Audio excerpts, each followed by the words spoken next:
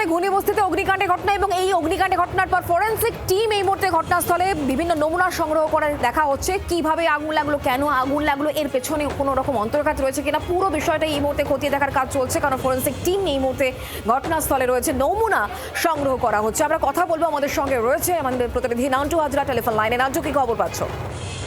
সেটা তোমাকে জানিয়ে রাখি, সকাল থেকে আমরা দেখেছি যে গতকাল যেখানে অগ্নিকাণ্ডের ঘটনা ঘটেছিল একেবারে নিউটাউনের ঘুনির যে মাতাল ব্রিজ সংলগ্ন যে বস্তি, সেই বস্তির যে অগ্নিকাণ্ডের ঘটনাস্থলে সকালবেলা ডিএম এসেছিলেন বিডিও, এসডিও বিধাননগর এবং তারপরে তাপস চট্টোপাধ্যায় তিনিও এসেছিলেন এবং ওখানে পুড়ে যাওয়া যে সমস্ত বাসিন্দা তাদেরকে যেখানে আশ্রয় দেওয়া হয়েছিল সেখানে যান, সেখানে পরিস্থিতি খতিয়ে দেখেন এবং তারপরে বিকেল বেলায় কিছুক্ষণ আগেই কিন্তু ফরেনসিকের একটি টিম সেখানে এসে পৌঁছেছে এবং সেখান থেকে নমুনা সংগ্রহ করা হচ্ছে। অর্থাৎ যে অগ্নিকাণ্ডের ঘটনা, কি থেকে এই অগ্নিকাণ্ডের ঘটনা ঘটলো, কোথায় আগুন লেগেছিল, কি থেকে আগুন লেগেছিল, এই সমস্ত বিষয় খতিয়ে দেখার জন্যই কিন্তু ওই ফরেনসিক টিম এসছে। তারা ঘটনাস্থল থেকে নমুনা সংগ্রহ করছে, তবে এখনো পর্যন্ত আগুন লাগার কারণ কি সেটা এখনো পর্যন্ত পরিষ্কার নয়। ফরেনসিক টিম তারা নমুনা সংগ্রহ করে নিয়ে গেছেন এবং তারপরেই এর রিপোর্ট তারা পেশ করবেন। তবে এই অগ্নিকাণ্ডের পেছনে কোনো অন্তর্ঘাত রয়েছে কিনা বা কি শর্ট সার্কিট থেকে আগুন নাকি এর পেছনে অন্য কোনো কারণ রয়েছে, সেই সমস্ত বিষয় খতিয়ে দেখার জন্যই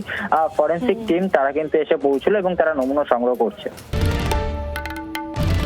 বাংলার আওয়াজ, বাঙালির আবেগ, জি 24 ঘন্টা।